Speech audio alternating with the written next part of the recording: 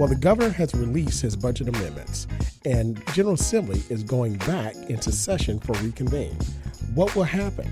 How will the budget come about, and what will happen to the vetoes of the bills? It's Stay the Water. I'm your host, Dr. Eric LaVille, and you're joining us for our 2024 Looking Back, Looking Forward General Assembly review with none other than Delegate Nadarius Clark. Hey, Dr. Clavell, thanks for having me.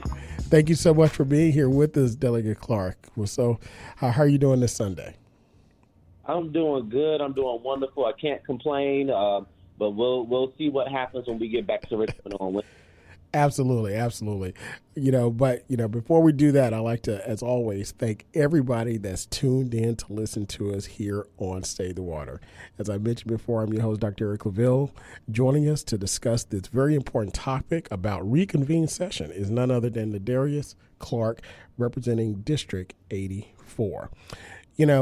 When we started our series, Looking Back, Looking Forward, we kicked it off, of course, with Delegate Cliff Hayes, who's an NSU alum and definitely an NSU legend, Senator Aaron Rouse, and Delegate Bonita Anthony. And just this week, and of course 2 weeks ago, we started the post-General Assembly town halls. And this is hosted by, of course, one in Portsmouth at Zion Baptist Church with Delegate Cliff Hayes and none other than Senator Louise L. Lucas. And then also in the city of Chesapeake on just last week, Thursday, we hosted at Camelot Community Center, where we had Delegate Cliff Hayes and Senator Louise Lucas, and also Delegate Nadarius Clark and Delegate Bonita Anthony. The community came out. The community came out and to really support this effort and to really engage. And one thing that we talked about in these town halls is engagement. And the Camelot Community Center was packed. Every chair was filled that we pulled out. And not only that, but there was great response from the community. So I encourage all of you that are listening to us, and we're going to talk about this reoccurring theme as we move forward, engagement, not just in this General Assembly of 2024, but with this election that's coming up. And we're going to hit all those topics in just a second, but again, it was just a phenomenal outpouring of support in that town hall. Douglas Clark, what was your view of that town hall in Chesapeake this past week? Yeah, I think it was a great town hall. It was great representation there. It was a good turnout. Like you said, the engagement was there. It was great questions. People were, engaged with us. And I'm just happy that the turnout was there. So many people are interested to see what happened during session, what's going on, and honestly, just why did the governor veto 233 bills? Setting a record is a little unprecedented. I did a show just last week where we talked about the governor and his vetoes. I mean, is he veto in chief, right? And a lot, when we say set the record, he had more vetoes before his deadline of April 8th in order to make a decision on the laws that were passed in the General Assembly and also the budget. He set a record before that deadline. So it's definitely a head scratcher, for, of course, our governor. He's promoting common ground. And we're going to talk more, you and I, we're going to talk more about where is that common ground between the governor's office and the General Assembly. But before we do that, I want to take a few moments and give you an opportunity to reflect in your time in this 2024 General Assembly as the delegate for the new 84 district. When we talked about how we got there, redistricting, redrawing the lines, we had shows on that and educated the public about it. So tell us a little bit about your time and you reflect upon representing the 84. Yes, definitely. Well, I represent the 84th district in the House of Delegates, so that's parts of Chesapeake, Suffolk, all of the city of Franklin, and half of the county of Isle of Wight County. Wow. So that's Camptown, Carsville, Windsor, Carrollton, and Smithfield as well. Wow. So my district is about 50 miles wide. It takes me about an hour just to get to all the places. And it means that I have to be able to represent a suburban environment, a rural environment, urban environment. So this session, I've been able, now that we took back the House, Voters came out last November and said that they wanted Democratic leadership, that they wanted, us to stand up for those values. And that's exactly what we did. We took back the House, we kept the Senate, and we went to work. When I got to the General Assembly this year, I was appointed to 4 committees and 5 subcommittees. I was able to, now I'm the chairman of the Firearm Committee for public safety. Yes. I'm also the vice chairman of Agriculture, Natural Resources in Chesapeake Bay. I'm also a deputy whip for our caucus, as well as the co-chairman for the General Assembly's Gun Violence Prevention Caucus. So I've been pretty busy this year, and I put forth 15 bills this year that combats a little bit of everything from anti-rent gouging to medical debt to teacher pay to fentanyl awareness, you name it. We've been tackling these issues. Absolutely. And we're going to talk about 3 of those bills, with the education on fentanyl, also gun violence safety, and the healthcare debt bill. I want to really dig into those when we look at some of your legislation and your agenda and the results of it. But I also want to get your reflection upon this historic leadership. You're not new to this. I mean, you're not a first-time delegate. Of course, you made history being, you're the youngest at that time period from Virginia Union. Of course, we all support HBCUs. But with that, you've served on both in the General Assembly when we didn't have the leadership that we currently have. And I want you to kind of give us your thought about when you went into the House of Delegates, when you sat in your seat and you looked up and saw Don Scott there, when you had joint sessions and you saw, of course, the leadership in the Senate. Give us an idea of what you were thinking and how that impacted you this session. Yes, definitely. We have historic leadership this year, having Speaker Don Scott from Portsmouth, the first African-American to be a speaker. We have Charnel Herring, African-American woman, as our majority leader.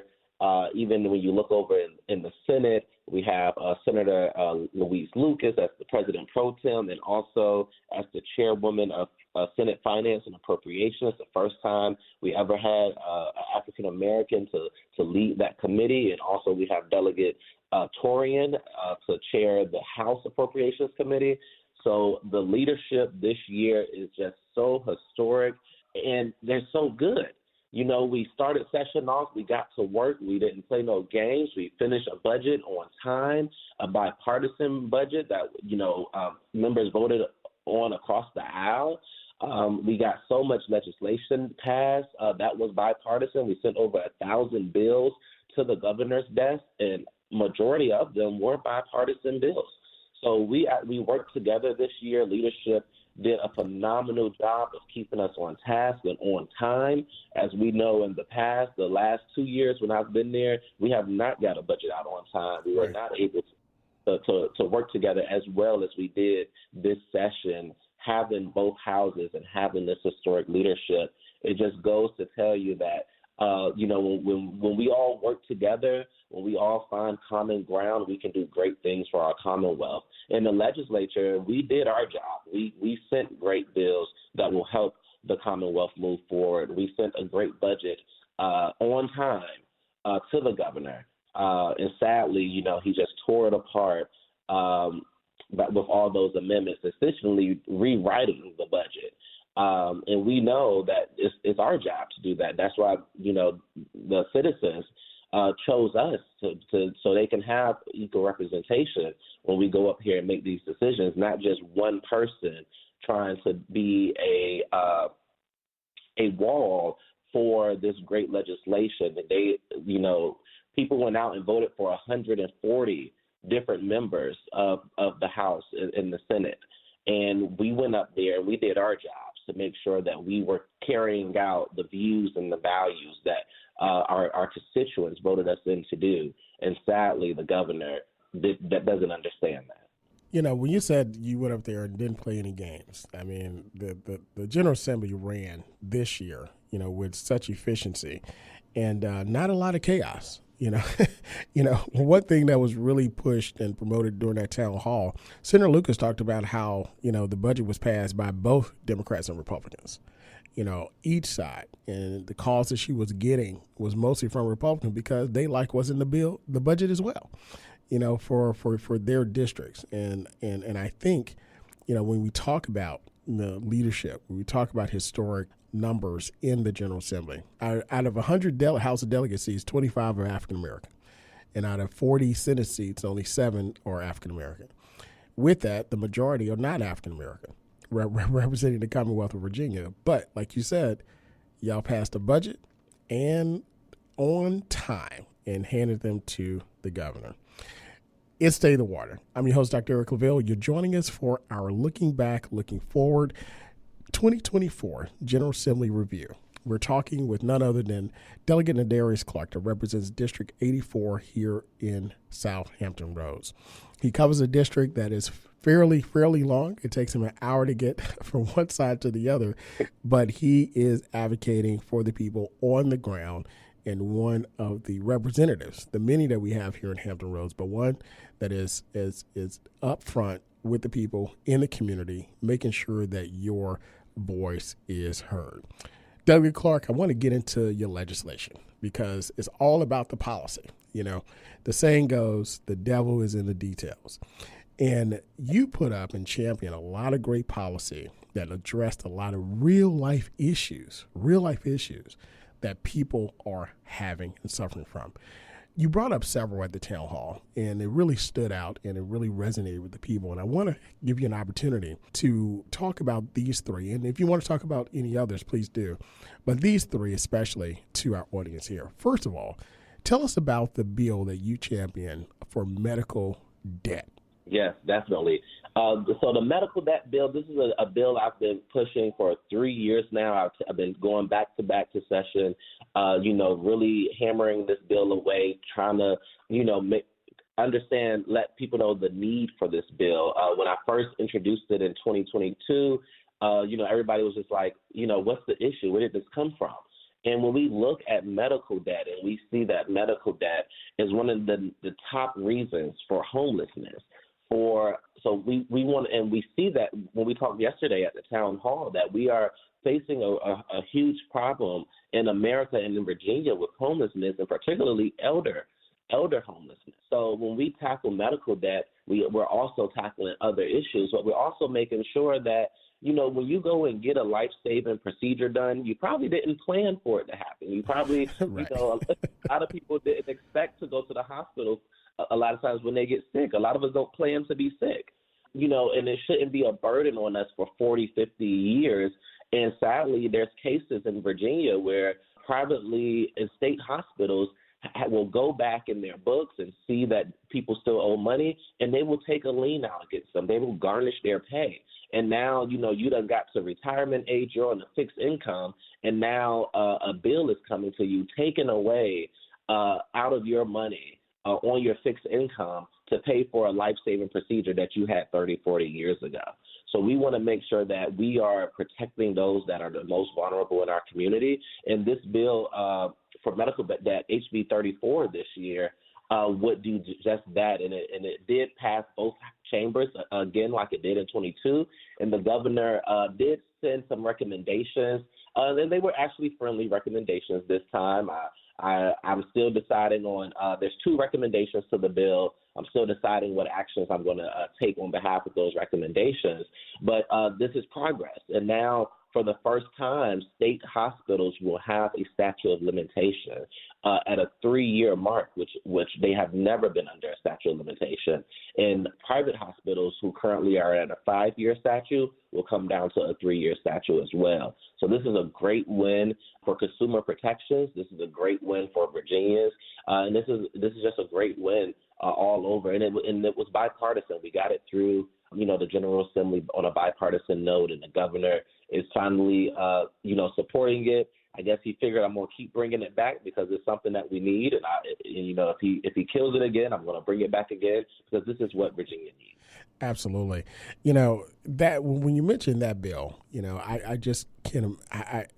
What came to mind is the many families that, put up, GoFundMe pages because of just what you mentioned. Nobody goes to the doctor and say, hey, listen, I think I need to stay. I think I need to get this life-saving, procedure. Thank God we do have a medical system and medicine that we can get these life-saving procedures. But at the same time, the debt that comes with it is really debilitating for a lot of people. And believe it or not, when you look at bankruptcies, a number one reason that a lot of people file for bankruptcy is because of medical debt.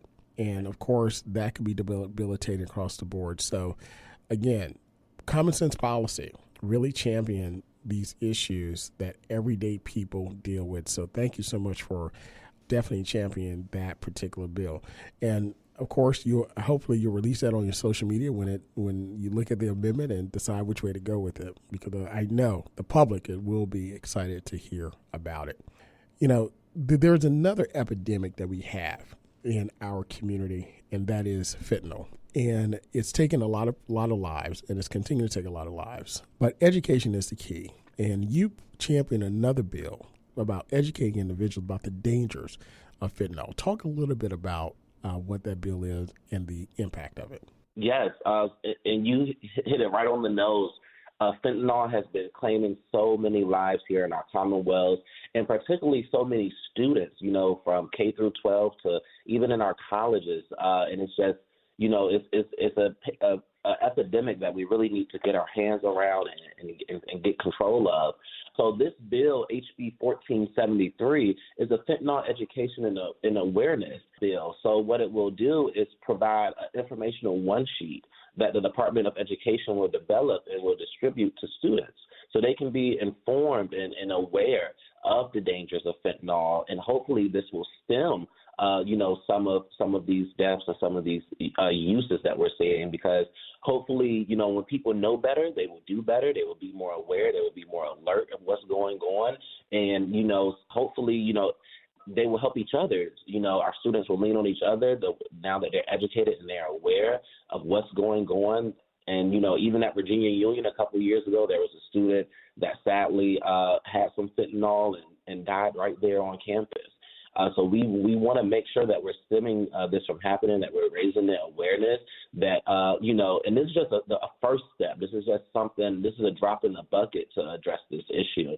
And I believe, this was something that was voted on unanimously in both chambers, the House and the Senate, and the governor did sign this bill. It will go into effect July 1st of this year. But, this is something that we really need in our communities to protect the future. Absolutely. A lot of families are impacted by this. Once again, you see individuals who, some, a lot of innocent, individuals whose lives are just taken away much, much, much too soon from us. So again, educating about the dangers of these illegal drugs in our communities, making sure that, we help all those, whether you have resources or not. Like you said, a college student, this is not someone who live in high risk life or anything like that, but it could impact anybody. So again, common sense legislation that impacts everyone across our Commonwealth. Another bill that you talked about, the town hall, and I mentioned it was right on time because, when you look at what took place with President Biden this past week, where he introduced, and of course through the ATF, introduced through the Safer Communities Act of 2022, to close the gun show loophole, in order to hopefully curb the mass shootings and the systems of violence that we have, in our country, that we see popping up across the board, impacting schools, impacting communities, impacting the workplace, impacting our places of worship. Talk a little bit about what you did in this General Assembly before the federal government, before the White House, about gun violence safety. Yes, definitely. And I actually had the honor to go to the White House and join in the Safer Community launch back in December. And I've been very connected with the White House and the Vice President around our efforts here in Virginia to combat gun violence as well. So I've been leading that charge in the House as the chairman of the Firearm Committee, and we've got to work. We sent over 60 bills around common sense gun violence solutions that will promote responsible gun ownership and keep our communities safe to the governor. And sadly, most of those endeavors were vetoed. And, the governor told it that we have some of the strictest gun laws in the country. And I would refute that. If we look at the numbers from last year and the amount of people that we lost in Virginia to gun violence, we're not doing enough. We're not doing enough. We lost over 1,100 souls last year alone. And that, when we look at those numbers, that 1,100 number, you're talking about almost every other day, several times a week, someone somewhere in our Commonwealth is losing their life to a firearm. And it's time that we act. We can't just simply say our thoughts and prayers are going to be with you and then take no actions. It's a smack in the face to the families.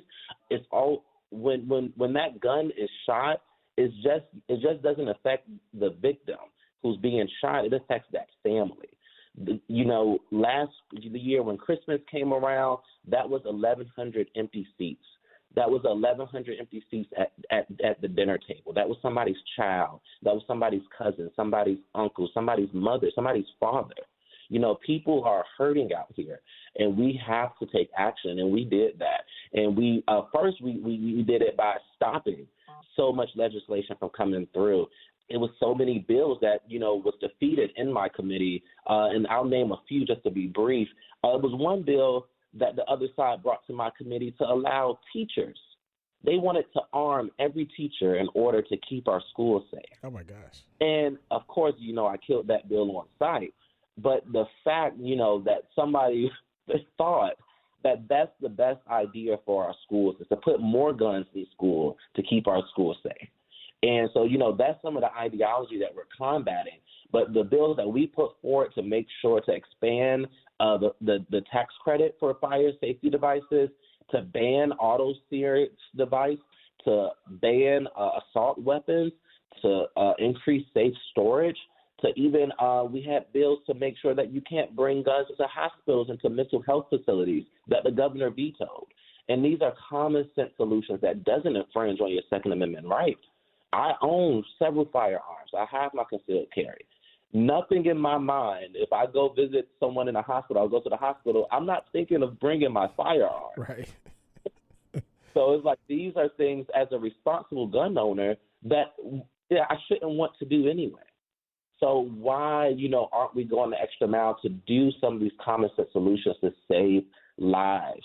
So we're going to keep, passing these great legislations. The governor did sign my firearm safety devices for the tax credit, HB 35, into law, but he did veto HB 351, which is a simple bill which states if you have a minor at home, at the purchase of your firearm, you must fill out a form stating that you have a minor at home. And now that you stated that you have a minor at home, you have to buy some type of safety locking device to accompany that firearm. And guess what? Since we passed the bill for the tax credit expansion, you will receive a tax credit for buying that device. Wow. It full circle. We're not forcing anybody to do anything that you won't get rewarded for, just doing what a responsible gun owner should do anyway if you have a child at home. But sadly, the governor killed that bill, and we done seen here in Hampton Roads, in Norfolk, and in Hampton, where students have got a hold of their parents' firearm, and they took it to school. So this bill would exactly hold parents accountable, make sure that they know they need to have these guns secured. And if they don't have these guns secured, they will be held liable because they're putting their child in harm's way, and then their child is putting other people in harm's way. So we have to do something with accountability of gun ownership, but we also want to promote responsible gun ownership because hopefully when people know better, they will do better. Absolutely. Again, common sense legislation for the Commonwealth and the community, especially the District of 84. Delegate Clark, we've got about 1 or 2 minutes before you have to go. Just lastly, how can your constituents, our listeners, and the citizens of the 84th get more involved and and find out, stay, up to date with what's going on, because I know this week you're headed up to Richmond for Reconvene. We're going to talk a little bit about after you leave what Reconvene is, what to expect, but how can they stay abreast? How can they get more involved? Yes, I would say, find out who your legislator is first. Follow us. Most of us have social media. I'm on TikTok, Instagram, Facebook, Twitter. I try to be, able to meet people where they are. Go on our website, clarkfordelegate.com. Sign up for our newsletter. Stay informed. I'm having a town hall here in Suffolk. I'm having a virtual town hall on May 4th at 12 noon. You can go on my website and sign up for those. This summer, I'm doing a series of cookouts all throughout the 84th District to meet people where they are and to let them know about the successes that we had and some of the challenges that we had in session. So we're going to be in downtown Suffolk. We're going to be in Franklin. We're going to be in Smithfield, and then we're going to be in Harborview as well. We're going to go all throughout the 84th District, making sure people know what's going on in the General Assembly. And also, you know me, I love to have a nice cookout. So we're going to have food. We're going to have music. We're going to have games. We're going to have vendors, sponsors, and all that. So it's going to be a good time for the community, but also a time for people to be informed about what's going on. Absolutely. And listen, I'll be there as well. So I love a good cookout too. Everyone, this is Delegate Nadarius Clark representing District 84, passing and championing common sense legislation for the Commonwealth and the community and the constituents of the 84th District. Delegate Clark, thank you so much for being a friend of Norfolk State, WNSB, Hot 91, DeSola VA, and Stay the Water, and being a good friend of mine. Thank you so much. Thank you, Dr. Clavel, for having me. Anytime. I can't wait to be back. All right. God bless. Well, once again, that is Delegate Nadarius Clark, who, again, talked about passing and championing common sense legislation for the Commonwealth and his constituents. Well, we're going to continue to follow the General Assembly because it's not over yet. It's not over. As a matter of fact, we find where the governor himself has passed, he's actually sent 233 amendments to the General Assembly to be considered in what's called the reconvene session. And that happens this week, April 17th, until April 20th. Which is by the legislative statute. Reconvene happens where the governor provides his vetoes and amendments. The General Assembly then considers those, and it lasts for 3 days. Now, the governor can call a special session as well, and they can extend the reconvene session if they so please, up to 6 days. But whatever the case may be, we have now our legislators going back to Richmond on Wednesday, and we'll find out what happens on Saturday with these amendments, with what the legislature says is going to happen or is not going to happen.